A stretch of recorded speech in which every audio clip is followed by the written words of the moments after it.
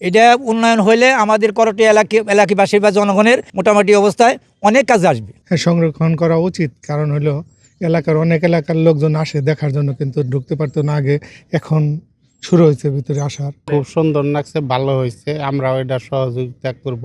এটা এলাকার জন্য খুব সৌন্দর্য হবে, এলাকার মানুষ আসতে পারবে। এটা আমরা সার্বিক সহযোগিতা যদি লাগে, আমরা গ্রামবাসী এবং কি করুড়িয়ার আশপাশে যত গ্রাম আছে তারা আমরা উদ্যোগে একমত আছি। আগে যে জমিদাররা ছিল তাদের আমরা দেখিও নাই, কিন্তু এনাদের দেখে আজকে এমন হইলো যে আমাদের নিজের লোকের মতো, সাধারণ পাবলিকের মতো খুব ভালো লোক। ভবিষ্যতে আমরা থাকবো না, আমাদের ছেলেমেয়েরা আসবো, তারাও জানি দেখতে পারে যে না, একটা ভালো একটা কাজ করে গেছে পূর্বপুরুষেরা। বাহিরের মানুষের সাথে যে তাদের একটা আন্তরিকতার জায়গা আছে এবং তারা সেটা করতে চাচ্ছেন, এই বিষয়টা খুবই একটা পজিটিভ বিষয়, যেটিকে আমরা সাদরে গ্রহণ করছি এবং এটিকে আমরা চাই যে আরও বৃহৎ আকারে মানুষের সাথে জনসম্পৃক্ত হোক এবং এটি মানুষের কল্যাণে কাজ হোক।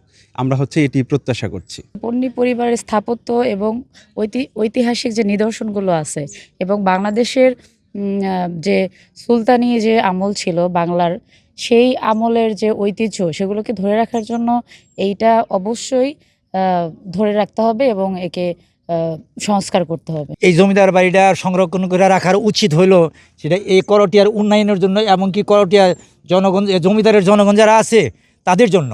আমার বাড়ি পৌলিতে, আমি একটা দলের ওয়ার্ডের সাধারণ সম্পাদক, আমার নাম মোহাম্মদ আবুল কাশেম।